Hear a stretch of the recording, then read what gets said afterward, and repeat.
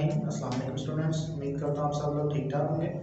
Chapter 15 जो है फसी पार्ट 2 की बायोलॉजी का, उसको हम डिस्कस कर रहे थे। तो उसमें हमने एक्सक्रीशन इन animals like earthworm, planaria, hydra, उसमें कॉकरोच, उनमें हमने एक्सक्रीशन को डिस्कस कर लिया था। अब नेक्स्ट है एक्सक्रीशन इन वर्टिब्रेट्स।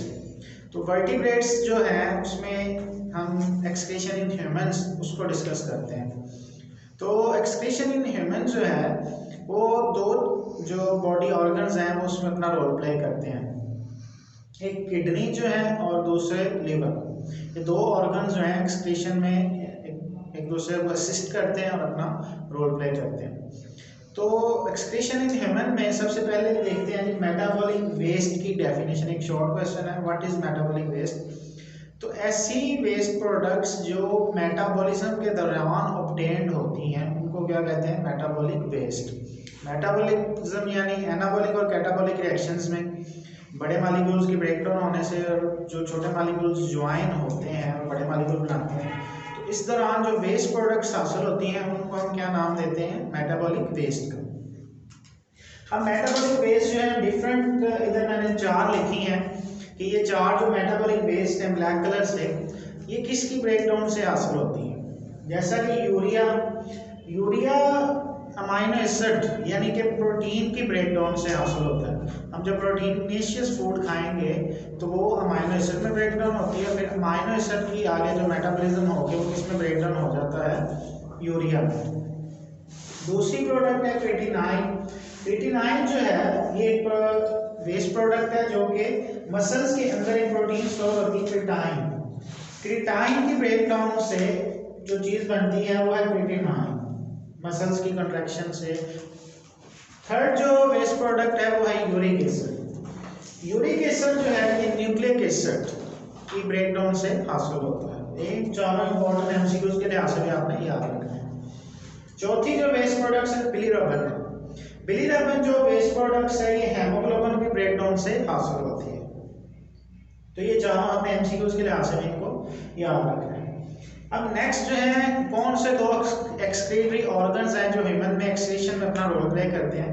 जैसे मैंने स्टार्ट में बताया कि लिवर और किडनीज ये दोनों जो हैं एक्सक्रीटरी ऑर्गन के तौर पे काम करते हैं इंसानों के। तो एक चीज है, दो ग्लैंड्स होंगे जो कि स्किन के अंदर होते हैं, पर्टिकुलरली स्वेट ग्लैंड और सेबेशियस ग्लैंड्स।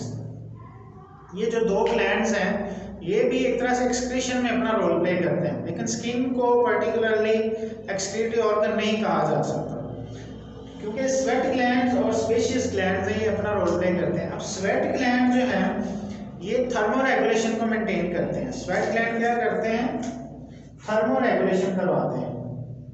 थर्मोरेगुलेशन जैसे पता ही आप लोगों को, स्टार्ट में हमने डिस्कस किया था कि regulation of body temperature is called thermoregulation.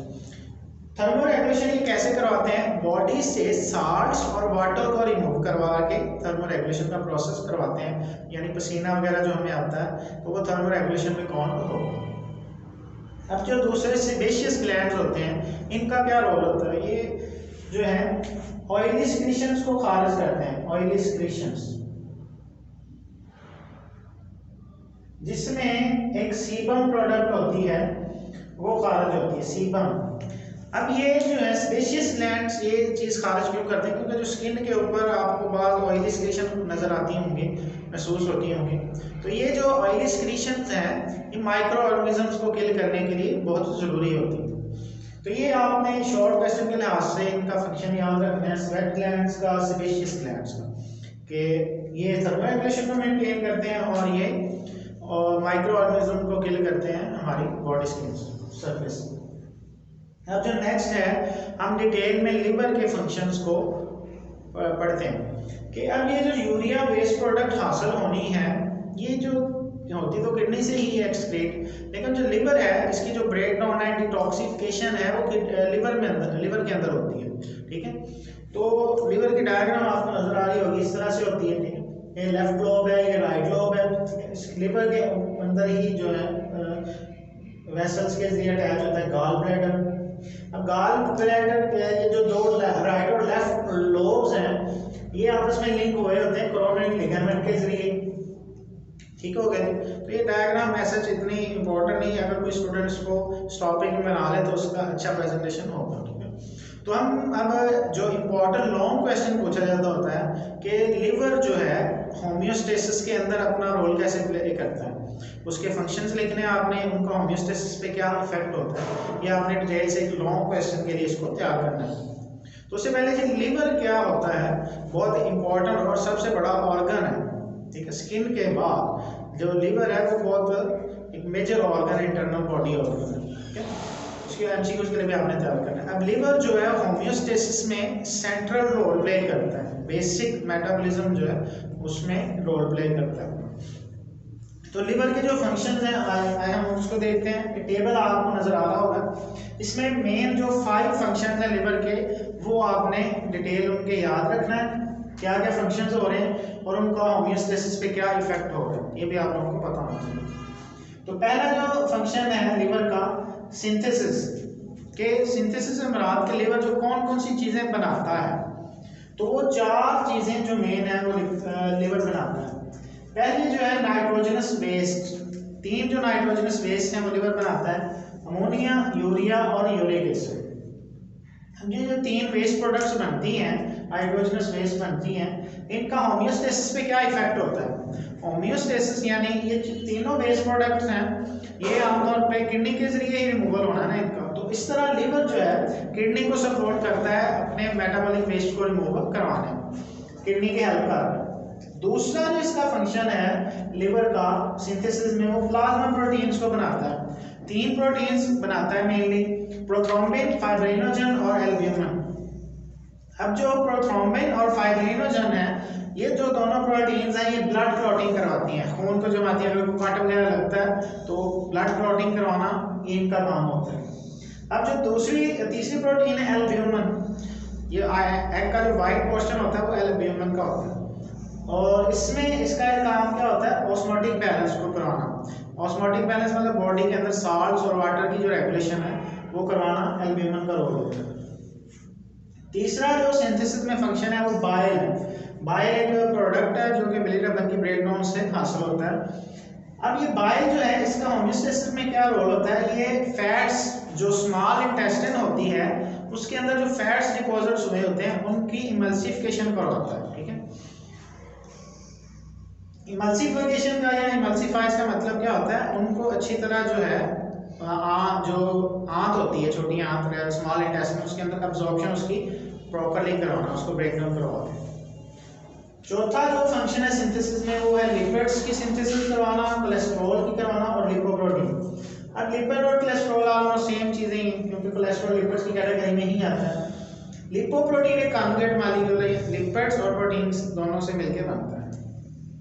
अब इनका रोल क्या होता है, अगर लिपिड्स हमारी बॉडी के अंदर स्टोर है या कोलेस्ट्रॉल स्टोर है, लेकिन कोलेस्ट्रॉल एक मुनासिब मिकदार तक बॉडी के अंदर स्टोर होना चाहिए।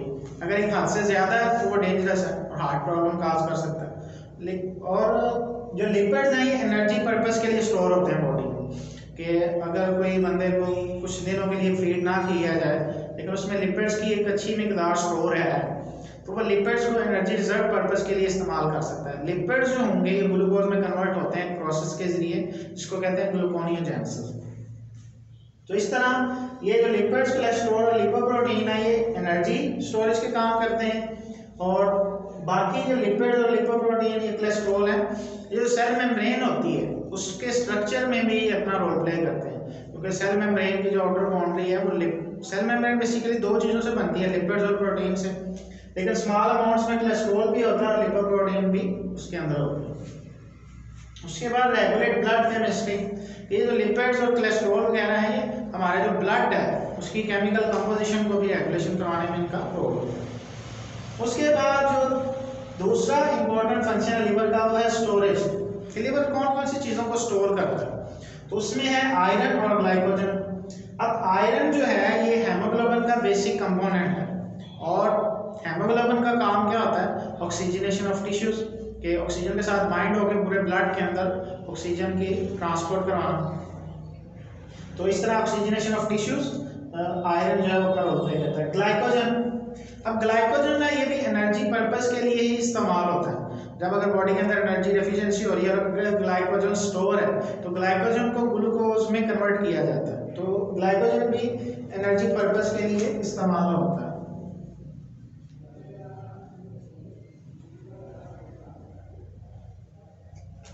अब जो तीसरा इंपॉर्टेंट फंक्शन है वो है कन्वर्जन, कि लिवर जो है वो कुछ चीज़ों को एक हालत से दूसरी हालत में कन्वर्ट करता है। लाइक जैसे मैंने अभी बताया ग्लाइकोजन को ग्लूकोज में कन्वर्ट करवा रहा है। तो इसी तरह कन्वर्जन में भी यही चीज़ आएगी कि जो ग्लूकोज बॉडी के अंदर अगर हम ओवर ईटिंग करते हैं तो हमारी जो बॉडी के अंदर फालतू ग्लूकोज होगा वो किस फॉर्म में स्टोर हो जाएगा हमारी बॉडी में, ग्लाइकोजन की फॉर्म में। इस तरह जो लैक्टिक एसिड अगर हम इनटेक कर रहे हैं ज़्यादा तो लैक्टिक एसिड ग्लाइकोजन में कन्वर्ट हो जाएगा। लेकिन जब हमें ज़रूरत होगी ग्लूकोज की तो वो जो ग्लाइकोजन स्टोर हुआ है हमारी बॉडी में वो ज़रूरत पड़ने पर ग्लूकोज में कन्वर्ट हो जाएगा। तो इसी तरह ये कन्वर्जन वाला प्रोसेस भी एनर्जी स्टोरेज पर्पस में अपना रोल प्ले करता है। और चौथा फंक्शन है रिसाइकलिंग। रिसाइकलिंग या रेड ब्लड सेल्स की ड्यूरेशन आपको पता है कि 120 डेज की होती है, तो उनकी जो रिसाइकलिंग करवाना ये भी इनका काम होता है लिवर का। इस तरह ऑक्सीजनेशन ऑफ टिश्यूज में रोल प्ले करता है। लास्ट पे जो इम्पोर्टेंट फंक्शन है डिटॉक्सिफिकेशन कराना। डिटॉक्सिफिकेशन होता है जो हार्मफुल केमिकल्स हैं बॉडी के अंदर स्टोर होते हैं उनको रिमूवल करवाना, उनको ख़त्म करवाना, ये काम होता है लीवर का। इस तरह ये जो ऊपर स्टार्ट पड़ा था ये तीनों जो वेस्ट प्रोडक्ट्स हैं ये इनका मकसद क्या होता है कि किडनी को सपोर्ट कर होता है। इस तरह डिटॉक्सिफिकेशन में भी यही होगा कि असिस्ट किडनी इन टॉक्सिन डिस्पोजल, कि जो वेस्ट प्रोडक्ट्स हैं उनकी डिटॉक्सिफिकेशन करवाने में या उनको बॉडी से रिमूवल करवाने में बाकी बॉडी ऑर्गन्स की यानी किडनी की हेल्प करवाता है। तो होपफुली आपको लिवर से मुतल्लिक जो डिटेल टॉपिक हमने पढ़ा इससे समझ आ गई होगी इनके फंक्शंस को। अगर इससे रिलेटेड अगर आपका कोई क्वेश्चन हो तो आप कमेंट में पूछ सकते हैं।